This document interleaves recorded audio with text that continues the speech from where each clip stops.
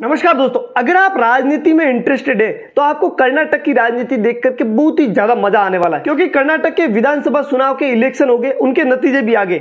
224 सीटों में से 135 सीटों के साथ कांग्रेस ने भारी बहुमत हासिल कर लिया और बीजेपी के खाते में गई मात्र 66 सीटें। इस रिजल्ट को देख करके साफ हो जाता है कि आने वाला टाइम भारत के अंदर बीजेपी और कांग्रेस दोनों के लिए आसान नहीं है। लेकिन अब एक सवाल उठता है कि आखिर कर्नाटक के अंदर बीजेपी हारी कैसे, जिसकी वजह से कांग्रेस को इतना बड़ा भारी बहुमत मिल जाता है। इसका पहला रीजन है लिंगायत समुदाय का बीजेपी से दूर हटना, क्योंकि जब 2018 के इलेक्शन में बीजेपी जीतती है तो लिंगायत समुदाय से आने वाले येदियुरप्पा को सीएम बनाया गया, लेकिन 2 साल बाद ही इनको अपने पद से हटा दिया गया और उसकी जगह बोम्मई को सीएम बनाया गया। हालांकि वो भी लिंगायत समुदाय से आते, लेकिन इस चेंजेस की वजह से लिंगायत समुदाय बीजेपी से खुश नहीं था और लिंगायत समुदाय के 2 बड़े नेता कांग्रेस के अंदर चले जाते, जिसकी वजह से उनके सपोर्टर लिंगायत समुदाय वाले लोग उन कांग्रेस के साथ में चले जाते हैं, जिससे बीजेपी के वोट शेयर में कमी आ जाती है। देखकर लगता है कि लिंगायत समुदाय करीब करीब बीजेपी के हाथ से निकलता हुआ दिख रहा है और यही लिंगायत समुदाय कर्नाटक के अंदर 76 सीटों पर प्रभावी है।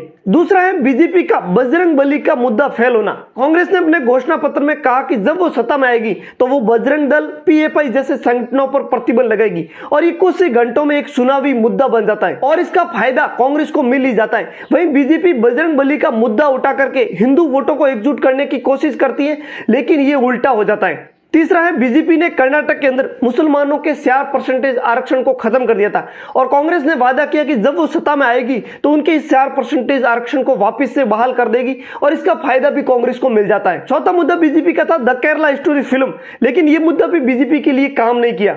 पांचवा है कांग्रेस की इतनी बड़ी जीत के पीछे भारत जोड़ो यात्रा को भी देखा जाता है।